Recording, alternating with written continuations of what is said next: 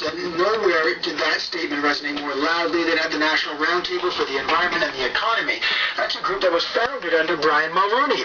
Well, they're gearing up to release a new report on emissions target next week, but this will be one of the organization's last efforts because the government is scrapping the group in the new budget. Now, the opposition insists the National Roundtable is on its way out because it's not in line with the government's agenda. And the former Conservative Party environment critic, Bob Mills, who now sits on the National Roundtable, says the government is making a serious mistake. I think the Prime Minister hasn't read any of our reports, because if he had, he would realize that this was a group of people presenting options. You know, most governments have these arm's length groups of experts. If you just listen to your own people, I call them cheerleaders, you're not going to get the best advice. That's Bob Mills, the former Conservative environment critic. And all this raises a real question. Does the government have an obligation to fund organizations that don't support its own policies? Why would they? What message does the Prime Minister's comments really send? To get a perspective on this, I'm joined now by Alex Himmelfarb. He's the former clerk of the Privy Council and the former secretary to the Cabinet under Paul Martin. Alex Himmelfarb, good morning and welcome to the House. Thanks, Evan. Glad to be here. Some were very struck by the Prime Minister's remarks in Europe when he basically said, if it's the case that we're spending on organizations that are doing things contrary to government policy, that's an inappropriate use of taxpayers' money and we'll look to eliminate it. It's rare to hear something that stark, or is it? You've spent a lot of time in government. How common is that for a Prime Minister to express that kind of language about which groups are funded?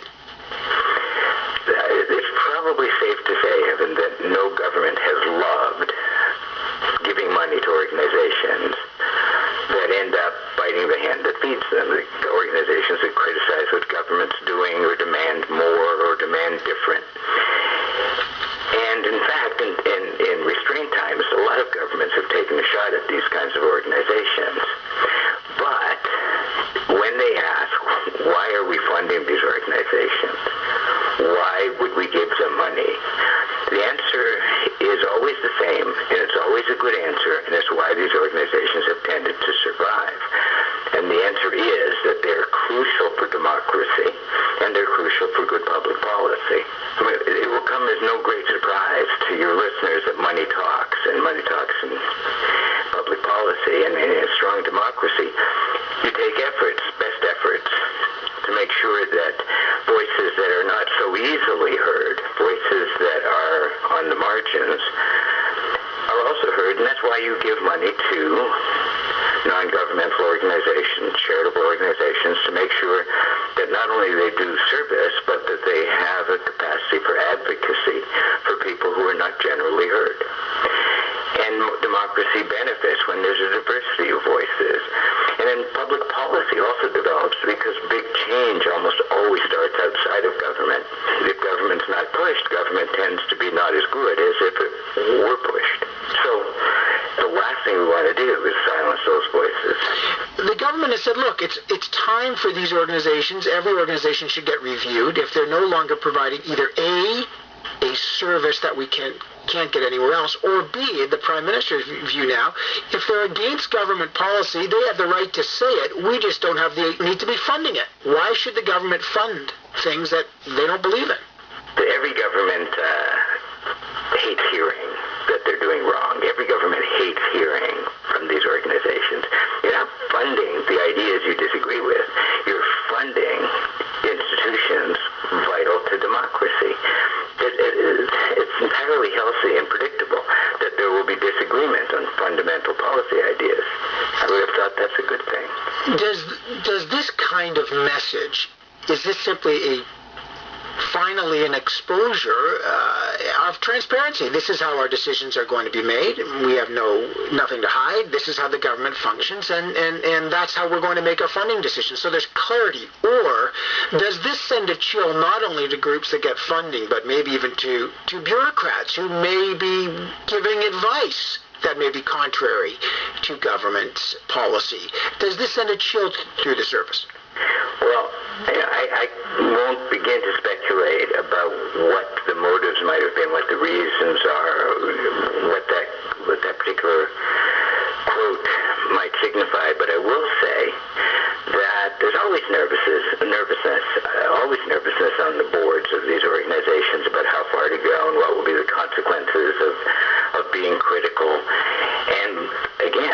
thing you want is to send a chill. That signals that it's dangerous to disagree. It ought to be fine to disagree.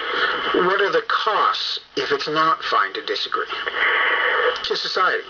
Hollowed out democracy, worse public policy, voices that feel like the game is rigged and that they can't be heard. And when people feel like the game is rigged, they either opt out or they act out. And by the way, in terms of costs, everybody wants to be fiscally responsible. These are very low-cost items. Alex Himmelfarb, good to have you on the House. Thanks, Evan. Well, that's Alex Himmelfarb, the former clerk of the Privy Council under Paul Martin. So what's the government's position on all this? To find out, I'm joined in studio now by the Conservative MP and the chair of the House Finance Committee, James Rajat. Mr. Rajat, good morning and welcome to the House. Good to see you, Evan. Okay, let's listen to what the Prime Minister was asked about when it comes to funding certain groups and what he said. Some of the ministers in your government have suggested that environmental groups that oppose Northern Gateway are radical groups. That's the phrase often used. And yet we've learned that Environment Canada actually funds these groups. They've given them $500,000 to get Chiquita to oppose the oil sands production. Is it appropriate use of taxpayers' money to be given to these, as you call them, radical environmental groups? Right. I think what most Canadians believe and understand is that you have to put a priority both on growth and economic development and also on environmental protection. This government and most Canadians understand that if you act prudently and appropriately, you can serve both of those interests. There are obviously some organizations that oppose development on principle, and I think that is way out of the Canadian mainstream.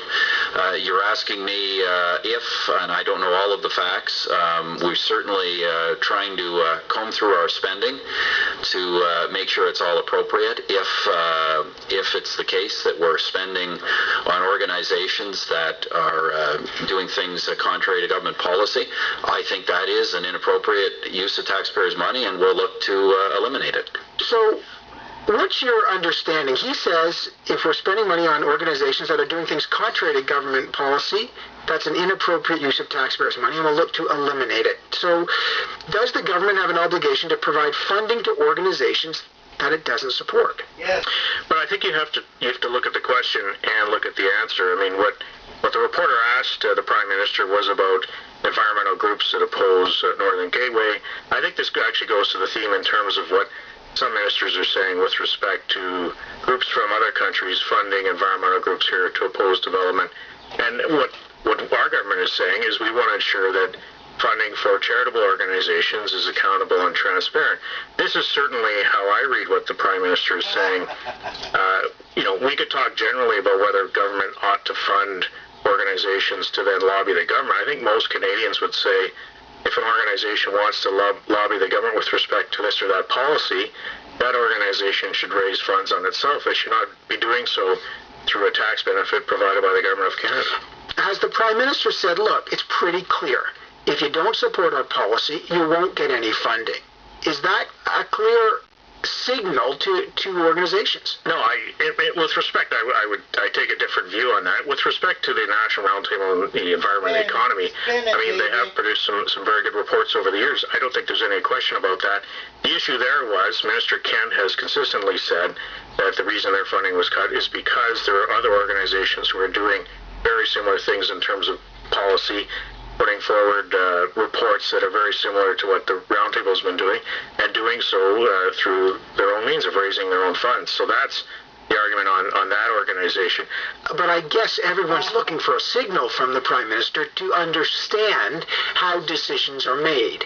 And the question here, does this kind of language send a chill to environmental groups or other groups that said, look, if you're not aligned and you're applying for funding, be careful because they're going to be examined, and as the Prime Minister says, we'll look to eliminate that funding.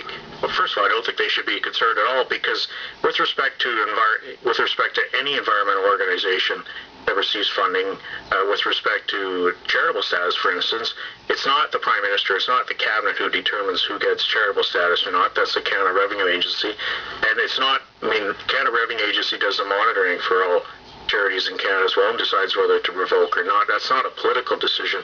That's an independent decision by CRA. That's the charitable designation. That's a charitable but designation. there's other organizations that do receive funding that may promote or have ideas that are misaligned with this government or the previous government, any government. Should they now expect their funding to be examined and possibly eliminated? Well, what type of organizations would these be? I mean, would they be organizations that are lobbying the government? Because I think most Canadians would say, if you're going to be an organization, you shouldn't receive taxpayer funds to go lobby the government on policy, specifically if you're going to lobby for more government funds. I mean, if you want to lobby the government, you ought to be funded independently by people who support that organization and that organization's objectives. It may be the government's prerogative to fund whomever and whatever groups they want. I guess the question here is this a signal which is everything will be aligned with government policy, or you're on your own? No, absolutely not. I mean, if you look at what Minister Ken has been saying consistently with respect to the National Roundtable, in fact, he thanked them for their work. He said they produced a lot of good work in the reports that they did. And in fact, you cannot put that organization in with what some are calling groups that are just opposing development in any and all cases.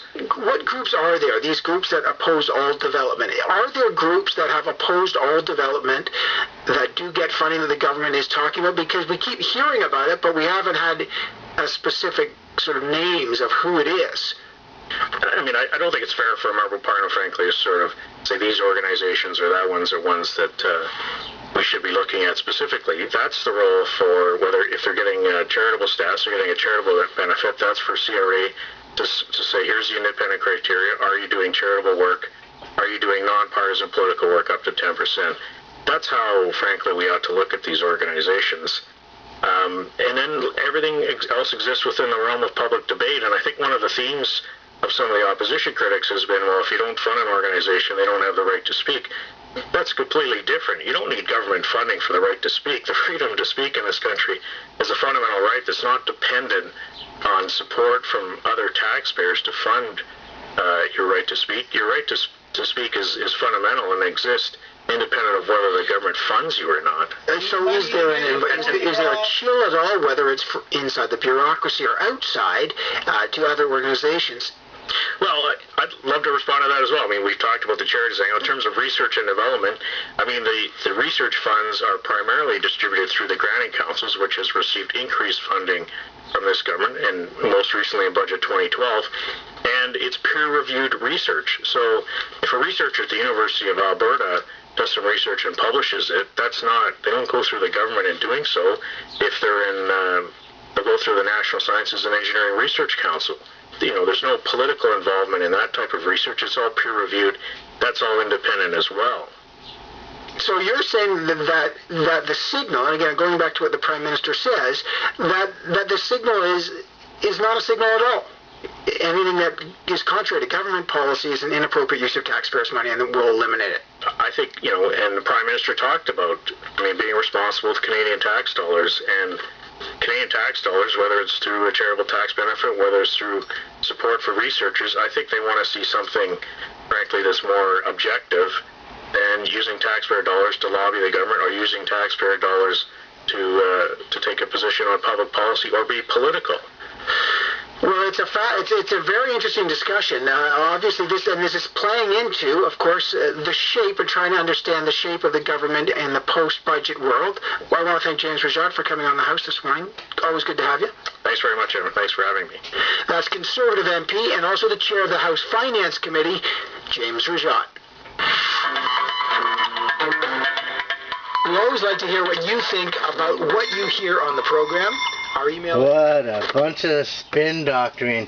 Well, unfortunately, in this culture, which is why the politicians spend so much on elections, to have your say, you need funding. And to criticize the government is our job and our duty. To help protect the environment is our job and our duty. The reason we have the environmental laws are because people have fought for them. Some funded by the government and some funded by people power. But, yep, totally ridiculous. Stop, Harper. Please, wake up. He's destroying this country. He's trying to. He won't. But he is making it legally different. So different. He's losing the Canadian essence from my standpoint. So June 9th, 2012.